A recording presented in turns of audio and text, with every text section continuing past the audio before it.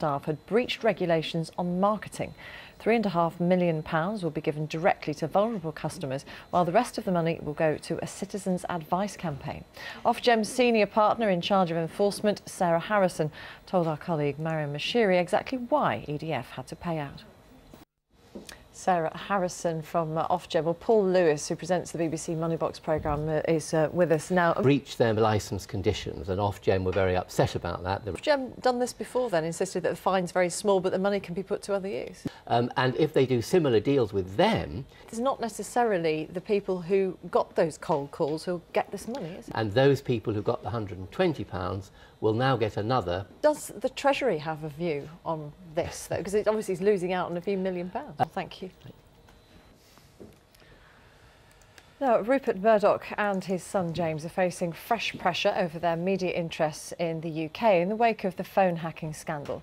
The media... To tell us more about the situation in West Africa, we're joined by Kathleen Spencer-Chapman from the charity Oxfam. Kathleen, welcome. Are there any particular areas of West Africa which are bearing the brunt of this?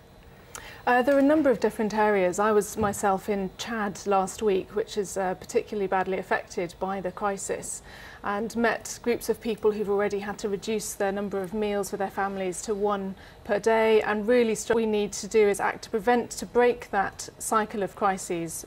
And that means infrastructure, does it, for the long term? It means investment in things like agriculture to make sure that people really can grow enough food. It means investment in things like social protection, so there's a safety net when things get bad, so that we're not always locked into a cycle of dealing with crises, but breaking that cycle for the longer term. Is there an infrastructure that can be put in place with the help of the international community, possibly, that can mitigate against drought? Because if it's agriculture we're talking about, they can't grow plants and feed themselves without the rain coming.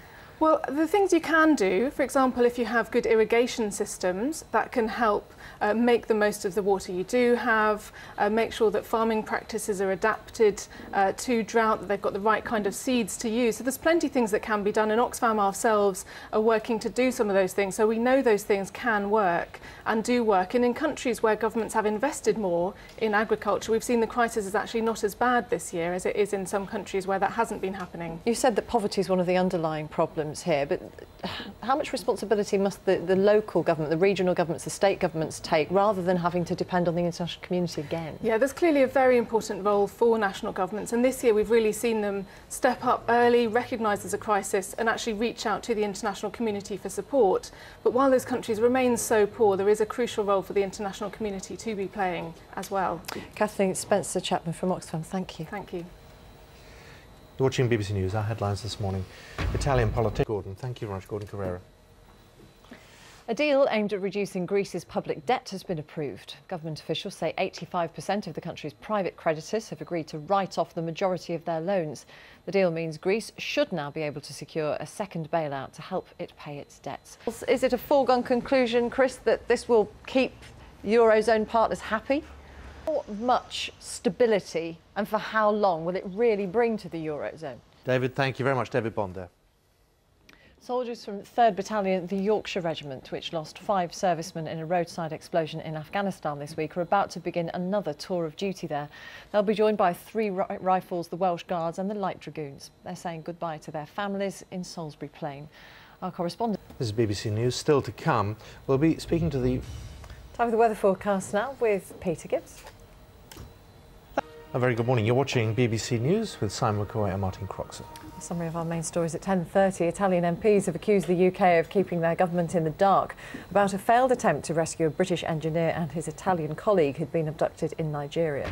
Let's get more on the Prime Minister's plans to speed up the adoption process in England.